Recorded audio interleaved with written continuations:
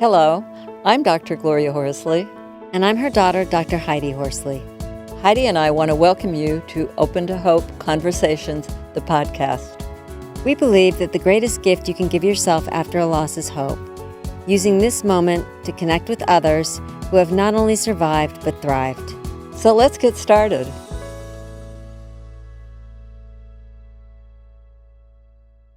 Welcome to the Open to Hope Show. I'm your host, Dr. Gloria Horsley, with my daughter and co-host, Dr. Heidi Horsley. Well, Heidi, we are going to talk about end-of-life issues during COVID-19, and we have got a great guest on today who's been involved in hospice, as I had for many years, and we're going to have a great conversation with her. But first, I wanted to ask you, how are you doing with your COVID-19? I'm good. I'm basically symptom-free at this point, except I still do not have any taste or smell, and it's been 3.5 weeks. Well, I'm glad you're doing well. So why don't you introduce our guest today? I would love to. So today we're going to be talking about end of life during COVID-19. Our guest is Barbara Karnes. Barbara has written The Little Blue Book and Gone From My Sight. She has numerous awards, Mom. Her awards include, she is an award-winning nurse, award-winning end-of-life educator. She's won the Hospice Innovator Award and International Humanitarian Woman of the Year. So she's extremely accomplished, and we're looking forward to talking to her today. Welcome to the show, Barbara. Thank you very much. I'm in Vancouver, Washington. Oh, Washington. Well, welcome to the show. And I wanted to get right into talking about what's going on right now. I wondered what your thoughts are. We never thought hospice would go like this, did we? How can you be up close and personal when you're looking at a computer screen or just talking to someone, even if it's FaceTime on a phone? So this sheltering in place has created a whole new obstacle to end-of-life care that had huge obstacles in the first place. So I think that we have to be creative. We have to start thinking outside of the box on how to support our patients. I just don't know how these families are going to deal with it after that loved one passes away. How families are going to deal with guilt and shame. What do you see happening to families after that haven't been able to see their loved ones or take care of them after they've died? I remember seeing not too long ago on television a gentleman sobbing that his wife was taken into the hospital and he's barred at the door. And he's saying, I know that I'm never going to see her again and that I can't be with her when she dies. And that sense of she's going to be alone. And so two things that we need to address on that. And first is that most of us don't know how people die. Our role models are that they die like in the movies where they're saying something profound and the next minute they're dead. Right. They read a good book and then they don't wake up. And you and I know that there's a process to dying, and in the days to hours before death, a person is non-responsive. They're not really aware of the world around them. They can hear as if from a distance, but they're not alert. It's almost like my thought is in being with dying people or people who've died at the process is that they're really kind of gone somewhere else by the very end. They're so the suffering that you've got this alert person who's alone and suddenly dies, particularly for older people, is just not the way it goes. And yet most people don't know that. And so part of their grief is that my loved one suffered just before they died. And in reality, most of us do not suffer just before we die. So what I encourage family members that cannot be there to do is to do some mental imaging, some almost like a meditation, but I'm not going to use the word meditation because that throws people off. So we're going to say mental imaging. And what I suggest is that the family members in their home sit down and quietly close their eyes and visualize in their mind's eye their loved one in bed asleep. And then they can do whatever they want with that loved one. They can crawl in bed with them. They can hold them. They can hold their hand. But be comforting in your mind's eye.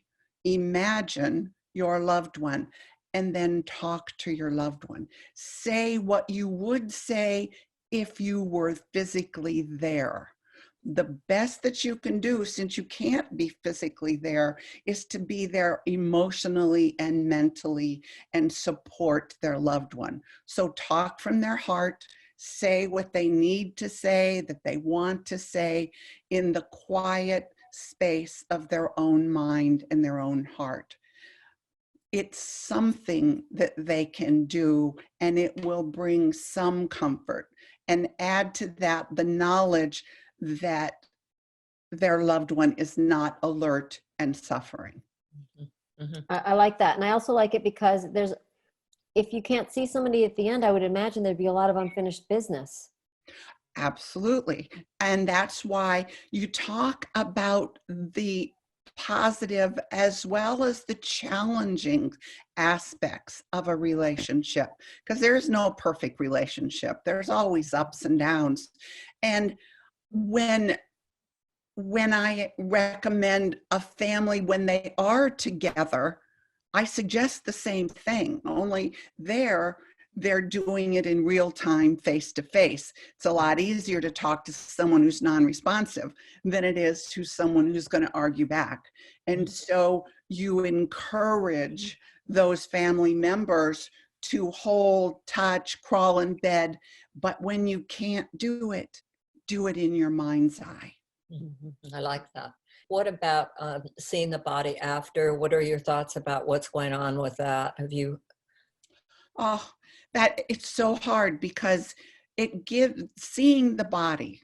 And that's why I prefer open caskets as opposed to memorial services and closed caskets, is we need to see that body to know, yeah, mom's really gone. You know, it's true. She's dead.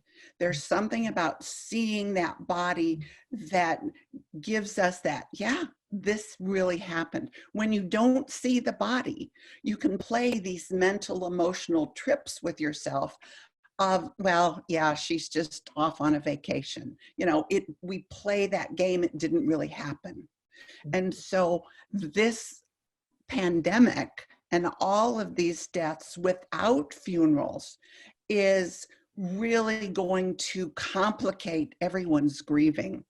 Now, I recommend, and I've done this for years, but right now it's even more important, because if you're not seeing the body, you're not having a funeral or a memorial service, I recommend that every significant person in this life write a letter to the person that died and put in that letter everything that they've ever wanted to say, all the positive, all the challenges, just like we encourage them to verbally say it and mentally think it. There's something about taking all of those thoughts and those words from your head and channel it down through your fingers onto paper and pencil. And so you write the letter and then have a little ritual or a little ceremony where you burn that letter and then toss the ashes outdoors into the air, into the wind, and release all of that. It is a terrible mistake not to have something with the community at the time of the death. I don't care if you're going to have something in 3 months. Have something now. Now, absolutely. Right. Well, the other day, you know, I was teaching a class on trauma, and I had my students write down everything that was traumatic that they were dealing with right now, all the multiple losses as a result of COVID-19. And they wrote them down. I gave them a few minutes to write them down together. We were all on a Zoom like this. There was 25 students. And then I had them take the piece of paper and rip it up and kind of get all their aggressions out and all their feelings, their sadness, everything they're going through. And then on the count of 3, everybody threw the paper in the air. Yeah. So that we all did it together. Right. Which you could do as your funeral or memorial service as a family and friends, and get all on Zoom, which I think people are getting more comfortable using Zoom as families, as ways of interacting and seeing people you care about. And for quite some time, I think we're going to have to do this for our memorial services and part of our grief.